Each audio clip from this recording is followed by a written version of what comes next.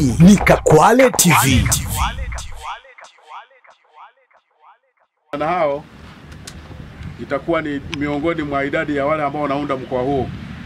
Kwa mkoa wa Rukwa tunazo wilaya kuu 3 na moja ni hiyo wilaya unayoongoza wewe ya Sumbawanga mjini na vijijini. Kwa maelekezo hayo kutoka kwenye makao makuu ya kamandi, vijana hao walipaswa kuwa 200, lakini kutokana na mabadiliko yaliyotokea kutokana na hali halisi iliyoko mbele kwenye jukumu la kitaifa, makao makuu ya kamandi yalibadilisha utaratibu wa mafunzo ya jeshi la akiba.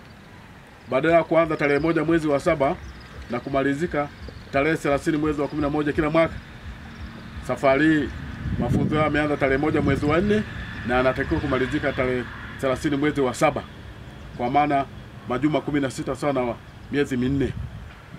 Kwa hiyo mahudhurio unayoona hapa, vijana wale waliojiandikisha walikuwa 128 kama ulivyopokea taarifa ya awali. Walioko hapa leo ni 103. Vijana hao afande wamechujwa kutoka kamandi za usalama za vitongoji wanakotokea.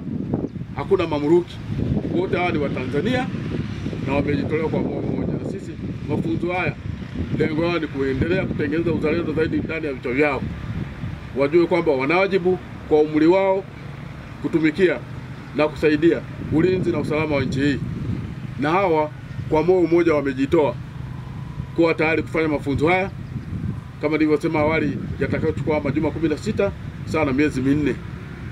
Kwa hiyo vijana hawa afande ambao wewe utakuwa kamanda yao baadaye ukishawaapisha, na bahati nzuri leo ikikupendeza utafungulia mafunzo haya japo yalishaanza huko nyuma, nikuombe sana ikibidi utufungulie mafunzo haya ili vijana hawa waweze kuwa sehemu ya ulinzi katika wilaya yako. Kwa hiyo twende tukajifunze uzalendo. Sawa? Pale tutakapopewa majukumu ya kitaifa, twende tukasimamie kwa kujitoa. Sawa?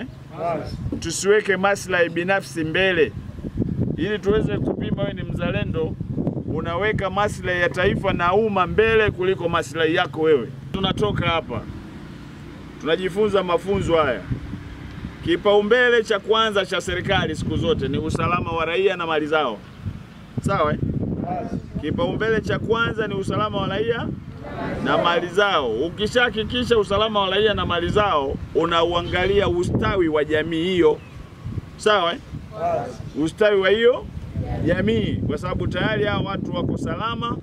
Tunaangalia sasa ustawi wao. Ustawi wao ni pamoja na ustaarabu na kuhakikisha rasilimali za nchi zinawahudumia hao watu. Hakuna Tanzania nyingine.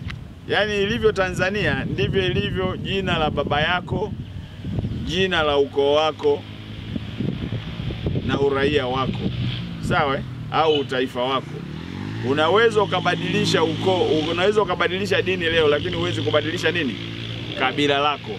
Sawa? Unaweza ukabadilisha uraia, lakini huwezi kubadilisha utaifa wako. Tumeelewana? Unaweza ukabadilisha chochote, lakini huwezi kubadilisha jina la baba yako au ukoo wako. Sawa? Kwa hiyo twendeni tukajitoe kwa ajili ya nchi yetu. Ili kuwa wa kwanza kupata habari, matukio, michezo na burudani kila siku kutoka Kakwale TV, bofya neno subscribe kisha alama ya kengele. Usikose.